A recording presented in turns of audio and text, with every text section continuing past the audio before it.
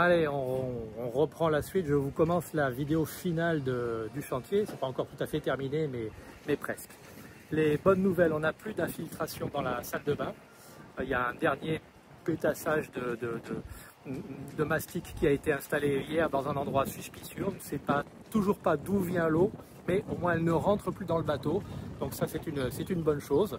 Et on affinera avec le temps pour faire une solution plus pérenne des deux côtés. Comme on a asséché les cales tribord hier, on a laissé ouvert pour pouvoir ventiler. J'ai regardé tout à l'heure si je pouvais remettre un petit peu d'électricité pour allumer les ventilateurs, pour aider la ventilation. Je remets l'interrupteur général, paf, j'ai un winch qui commence à tourner tout seul. Ça, c'est pas bon signe. Les winches électriques, quand ils tournent tout seuls, c'est pas bon signe. Et je vous montre, et c'est pas bon signe.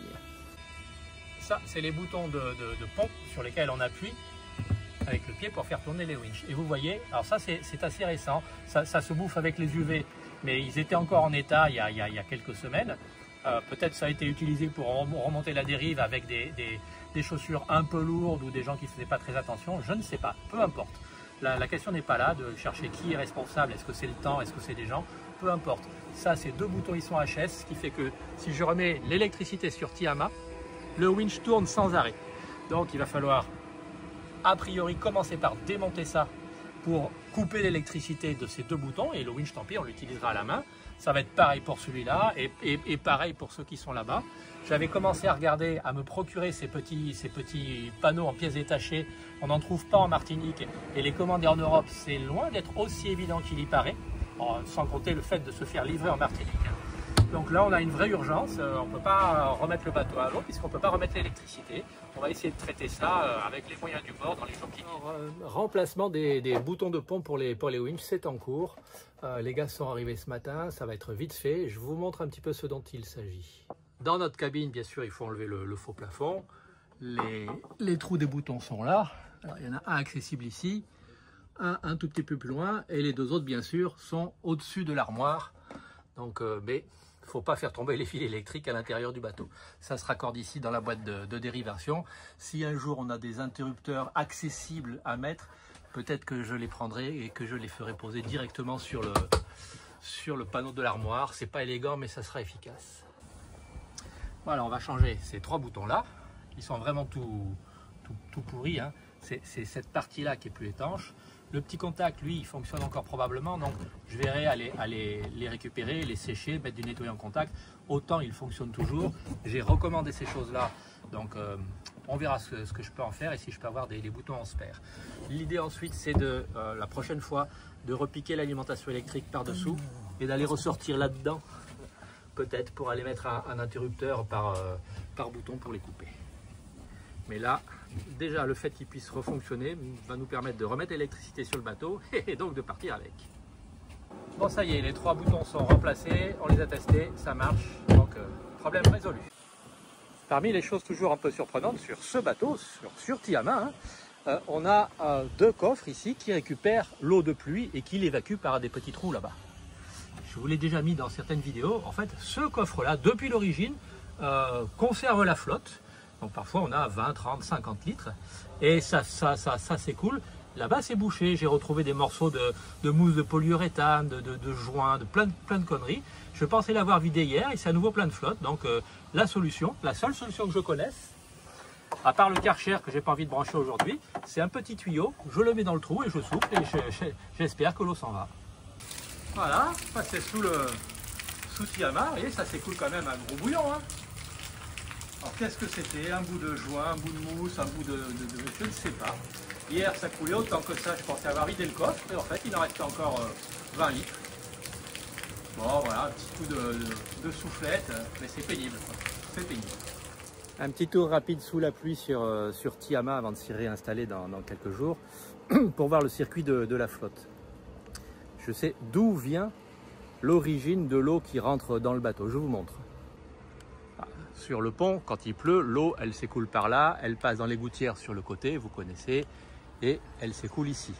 Ce point-là, il y a de l'eau qui rentre en force, ce qui fait que ces joints-là, quand ils sont déficients, c'était le cas l'année dernière, l'eau rentre à l'intérieur et ressort, vous connaissez, hein, ressort à l'endroit où je vous l'ai déjà montré. Mais le pont est un petit peu incliné comme ça, Et donc ici on a une autre gouttière sur le rail de Solent et qui s'écoule ici. Et ça s'écoule là. Et ici, quand il pleut pas mal, comme il y a un instant, l'eau, elle tombe ici.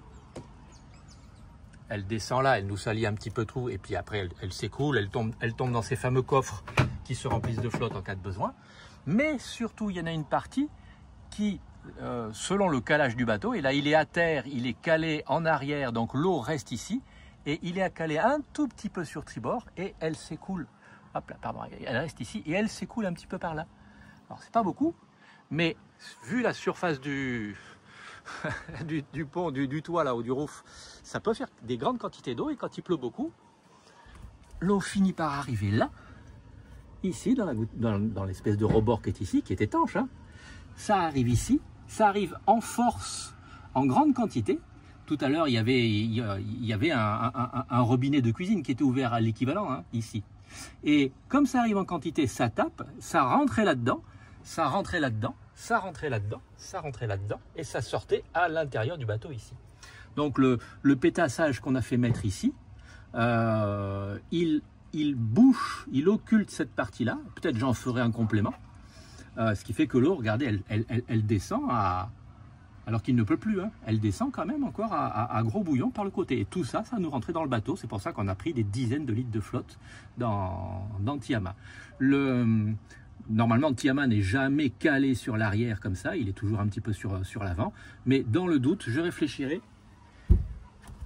ici, puisque c'est pas censé être des gouttières, ça c'est juste les rebords des vitres, ici, d'y mettre un petit pétassage de sika pour canaliser, pour que la flotte dégouline par ici, quitte à lui faire une petite gorge, un petit truc qui va la faire cracher sur le devant. Voilà.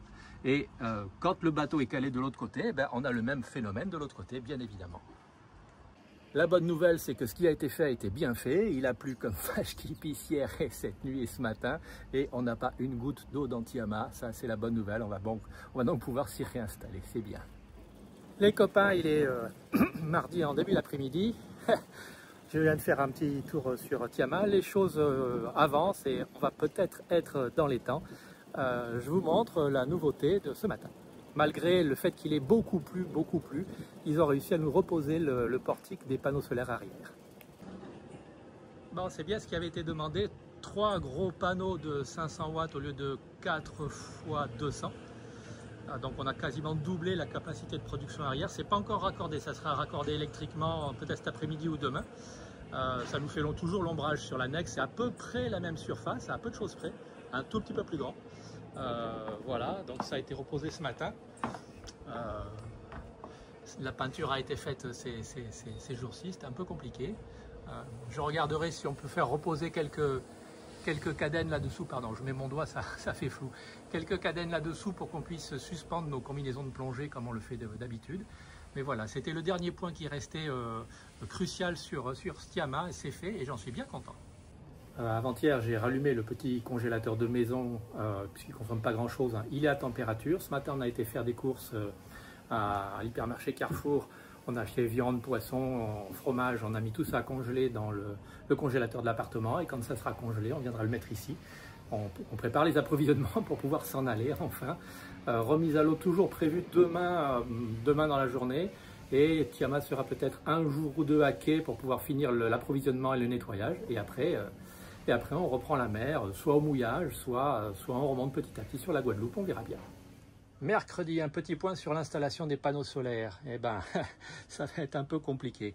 Les panneaux solaires, leur MPPT, leur petit contrôleur, vous en voyez quelques-uns ici, ils sont en principe sur cette plaque-là.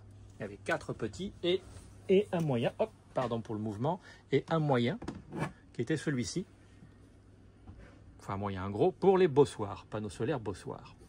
Là, on a mis quasiment 2 fois la puissance sur les bossoirs. Et donc maintenant, il faut un autre contrôleur, MPPT, ça s'appelle, un plus gros. Et en fait, il en faut 2. Voilà, il en faut 1,5. Et ici, il n'y a pas la place pour les installer.